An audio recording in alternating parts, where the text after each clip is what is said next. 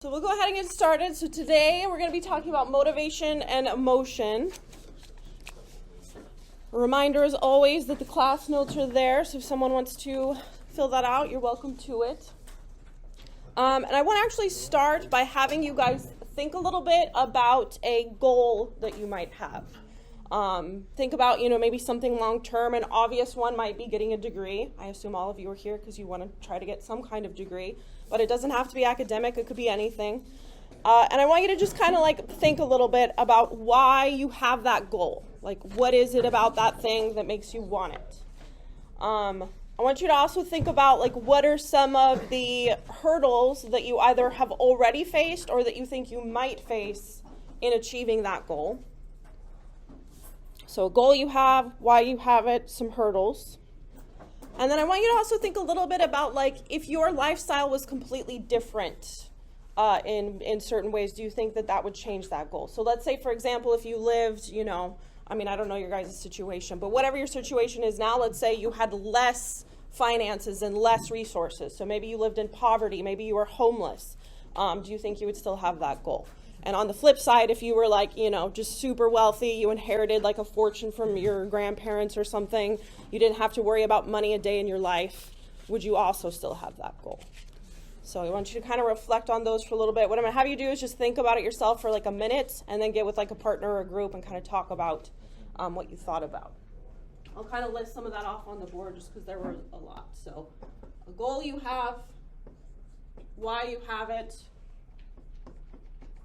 some of the hurdles you either have faced or think you might face, and would you still have that goal if you were, more poor than you are now, or if you were more rich than you are now and didn't have to worry about money? Do you think that would change your goal? Just take a minute to think about it.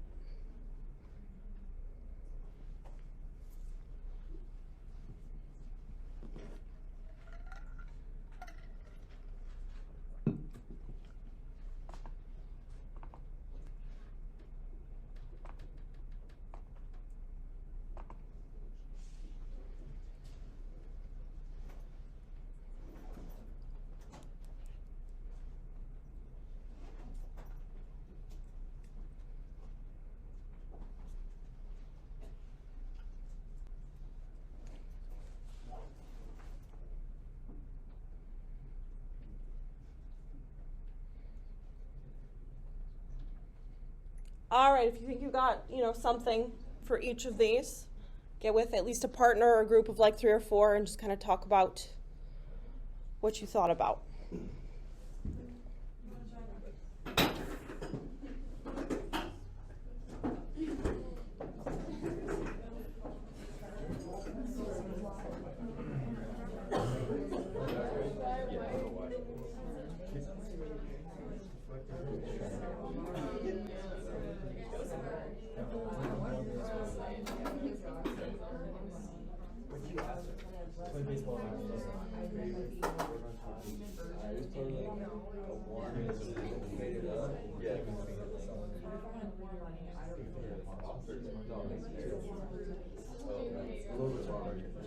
If I cut it super short, just a little bit more because I'm honestly nobody in my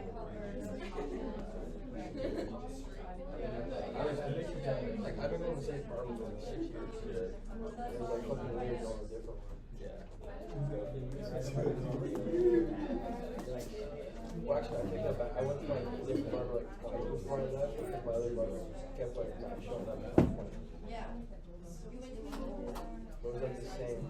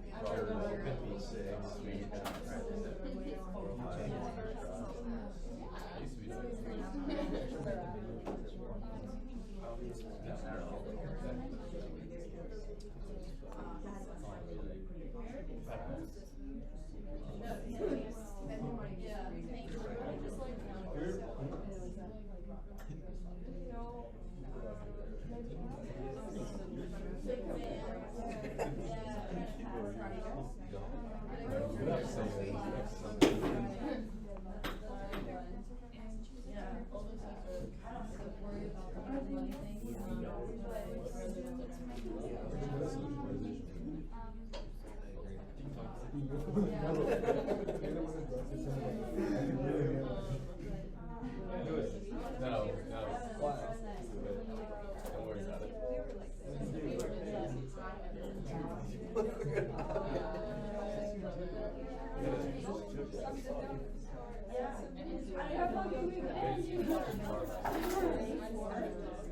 All I gotta say.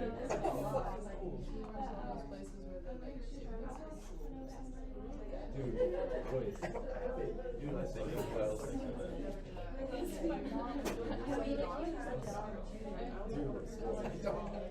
I just wrote motivation. Oh, you take this? No.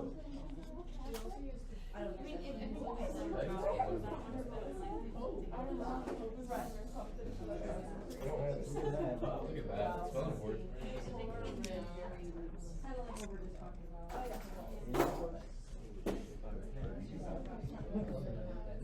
No, I just wrote motivation on the paper. I think you're good. Yeah. This is red. I think you took 8. You guys took it.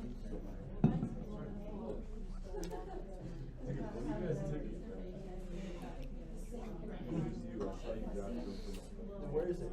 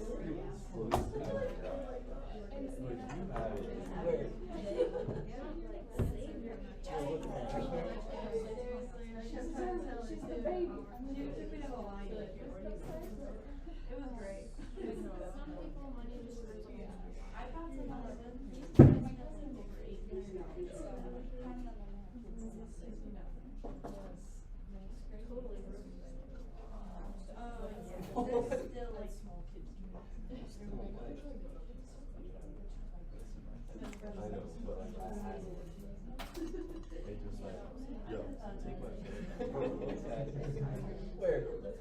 What pen was it? The red one.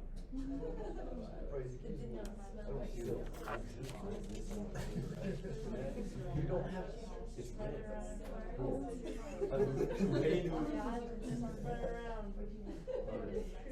I don't remember seeing it.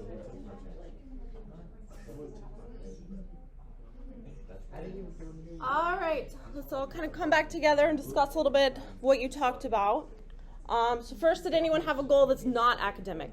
Just 'cause that might be a little unique. Yeah, Ken. Move to Europe. Interesting. Is there a specific place in Europe or just anywhere in Europe? Okay. All right. Anyone have another one? Yeah, David. Okay. You want them for the cuteness, not to like slaughter them then, I would assume. Okay. I don't know what you do with cows if they're not for like meat or milk. So I guess just as pets. What do you plan to do with them, I guess, if you don't? Okay. I totally believe you. I've seen all kinds of videos of them being cute and everything. Just most of the time I think someone's gonna buy cows, I figure they're gonna like farm or something. So I don't know. Exactly. Okay. What were some of the reasons you guys have the goals you have?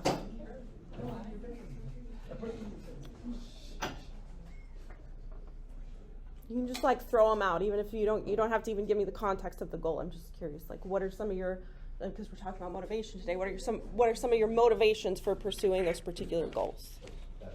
Yeah. Be better than my brother. So competitive spirit. Okay. Yeah. Better living. Can you elaborate a little bit on what you mean by that? Like financially or just overall quality of life? Overall quality of life. Okay. Yeah. That's a pretty good motivator. Any others? How many of you are mostly pursuing a degree because you think it'll help you get a job where you'll make more money? There's no shame in that. I mean, it's a pretty important thing, right? We want to be financially stable. Okay. How do you deal with, I don't know if I prompted you to talk about it this way, but if there's any hurdles you think you might face, how do you plan to deal with those, or how have you dealt with those in the past? Yeah, Scott. Yeah, I can discuss some hurdles that I'm facing right now, which is financial and the fluctuation of balancing life, work, and home. Mm-hmm. It's like I have a mortgage, I have a full-time job that I've worked for 5 years, and balancing between those to continue education is a really difficult thing that I'm wrapping my mind around. I've actually got a meeting with Trio on tomorrow to discuss with them routes, because I may end up going to Clark as opposed to here, because financially Clark offers $2,500 a month for the GI Bill, Right. as opposed to here, which is only $1,000. Yeah. Yeah, so it sounds like kind of part of what it comes down to, which might be an issue for a lot of you, is like a time management issue, right? Like you have all these things you're trying to balance, like a job and work, or job and school, and then, home life and everything. And you need to have all those pieces together, because if you lose one, then you probably lose another, right? And so you got to figure out how to like prioritize and manage all that time, as well as the financial aspects. How many of you, a lot of your hurdles maybe come down to something like time management, essentially, like just finding the time to make it all work? All right, what other kinds of hurdles did anybody talk about? Yeah, Josiah. Physical limitations and stuff like that. Yeah, so a lot of us might have physical things that prevent us from, reaching whatever the particular goal is.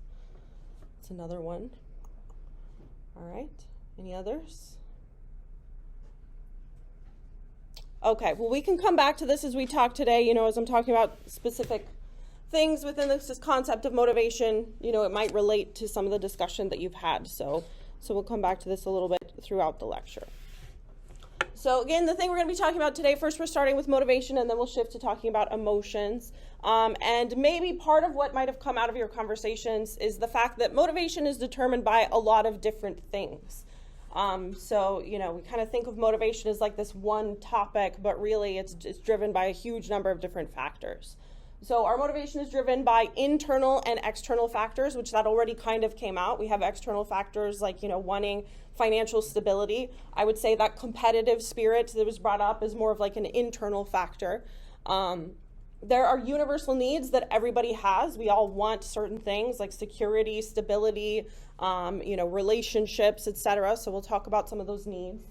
We'll also talk a little bit about sort of how evolutionary psychology can explain some of our motivations, some of the choices that we make in different areas. And then another topic we'll talk about is this idea of sort of arousal level. And again, here in psychology, when we talk about arousal, we're talking about like your level of alertness or awakeness and how that can influence our motivation and our choices. And then we'll end this section by talking about some of the issues that can come up if motivation is kind of disordered. So, one way to look at addiction, for example, is kind of disordered motivation. We'll also talk about attention deficit hyperactivity disorder, or ADHD, which is also sometimes kind of conceptualized as this, difficulties with particular aspects of motivation.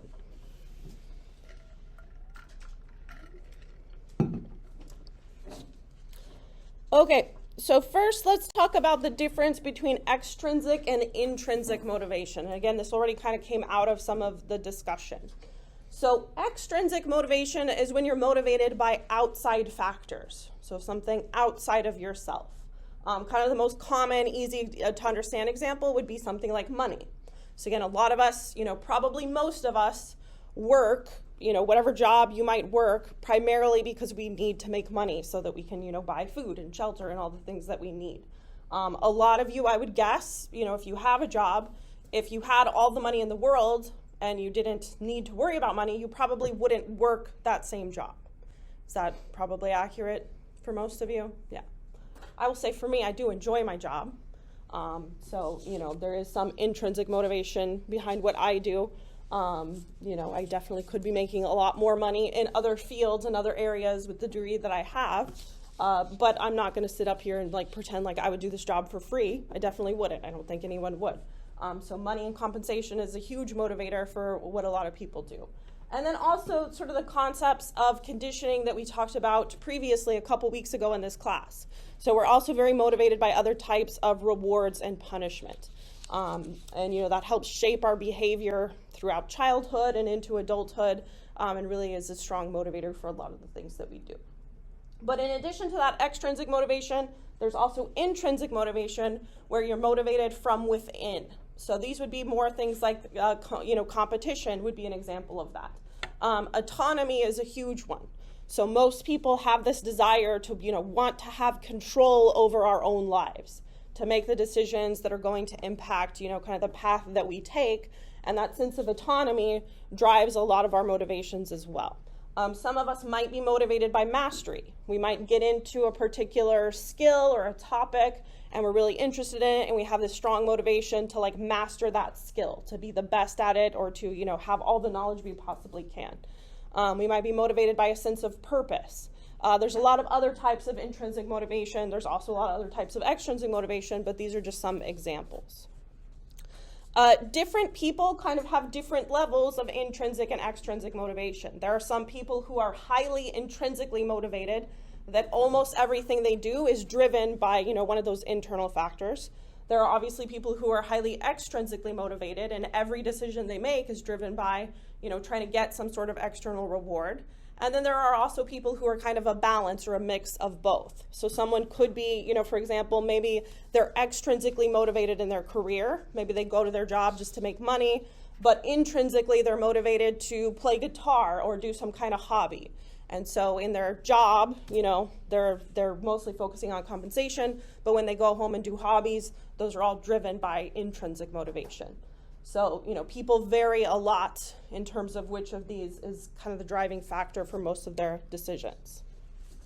Another kind of interesting thing to think about with intrinsic and extrinsic motivation is there are studies that show that if you are intrinsically motivated to do something, and then you're given an external reward for doing that thing, it actually diminishes the intrinsic motivation. So let me give you an example of that, because that'll make it make a lot more sense. So, you know, there's this kind of common thing where someone will have a hobby, like maybe they're an artist and they love to draw or paint or something like that, and they decide, okay, I'm going to take this hobby and turn it into a career, and I'm going to start making money off of selling my drawings or my paintings. And then often what will happen is they will very quickly be burnt out. They will lose their desire to continue drawing or painting. And the reason is because now they've been getting this external reward for doing that task. And you know, one of the theories of what happens there is that basically our brain sort of figures out or tries to justify like why we feel a certain way. So if I'm, you know, continually drawing and painting, I might stop and ask myself, like, why am I doing this? Am I doing it because I enjoy it, or am I doing it for the money? And if you're getting money for it, it's easy for your brain to think like, oh, I'm just doing it for the money, and kind of downplay like the actual enjoyment that comes out of that task or that skill. So some of the studies that have actually shown that, one was where they recruited, their participants were all people who were like described as gamers, basically. Like they described themselves as people who really enjoyed video games. So they bring in like 100 of these participants, and they take half of them and they tell them, okay, we want you to play this video game for like 3 hours a day, this, you know, for the rest of this week. Half of the group, they told them, we're going to pay you $10 an hour to do this task. The other half were not paid for playing the video game. Then at the end of the week, they pulled them and asked them, like, how much did you enjoy playing this video game? And the ones who got paid, you know, basically rated their enjoyment significantly lower than the ones who did not get paid. Even though coming into the experiment, they were all like gamers, people who, you know, enjoyed it. So there's a lot of studies like that. There's some that look at, you know, like athletes and their enjoyment of their sport, artists and their enjoyment of, you know, whatever skill they have, that have kind of the same setup and all show basically a very similar thing. So, you know, again, just to kind of summarize that, if you're intrinsically motivated to do something and then given an external reward, that diminishes that intrinsic motivation, especially if it's like consistent over time. Okay, So one of the big motivators is going to be, kind of these two buckets of motivation, which again are very different from person to person. Another huge motivator in the decisions that we make is basically just the needs that we have as humans, as people. There's a lot of different ways of sort of conceptualizing these needs, but one of the most famous ones or the most accepted ones is what's called Maslow's hierarchy of needs. So Maslow came up with this hierarchy, I want to say like in the 70s maybe. I should have looked at the date before I came in, but I think it was sometime around there. And basically the idea here is that there's sort of this pyramid of different needs that we have. The way that Maslow originally proposed it is that you basically have to fulfill one of these levels before you can move on to the next. I see a lot of you squinting. This does not look great on this PowerPoint. But the bottom level of this hierarchy is just like basic physiological functioning things. So we need food, water, shelter, warmth, and we obviously have a strong motivation to try to seek those things out. So a lot of the decisions that we make are just trying to fulfill this physiological base. Then the idea, according to Maslow, is that once you've fulfilled that, once you feel like you have a pretty set, solid physiological base, then you can move on to the next step and seek out things like security. So trying to find, basic safety, employment, trying to gather different assets so that you feel secure. And then from there you move on to the social level, where you try to build a family, friendships, intimacy, etc.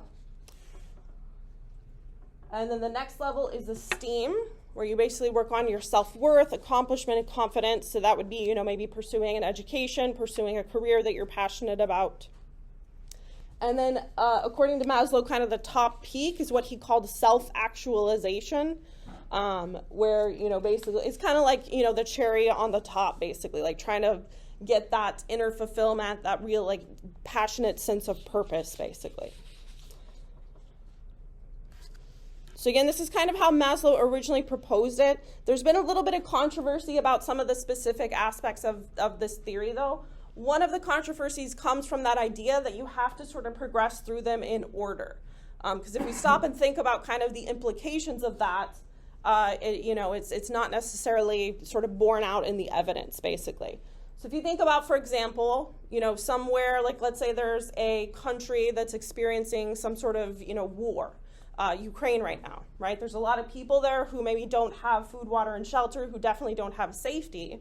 So kind of the implication, according to Maslow, is that, okay, if those people don't have this, then they're not going to be interested in seeking out intimacy.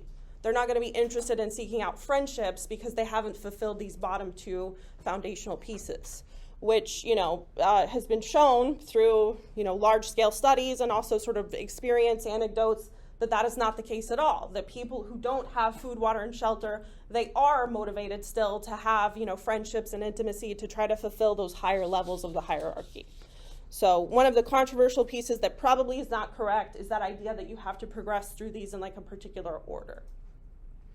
Does that all make sense? And then there's also some debate about what kind of that top peak should be called and like what it actually means. Some people, put like mating and having children up at the top of that peak. Some people say that the top of that peak should be something more like spiritual a little bit, like trying to find like spiritual or meaning of life kinds of things. So it's not super well agreed upon what that top peak should be.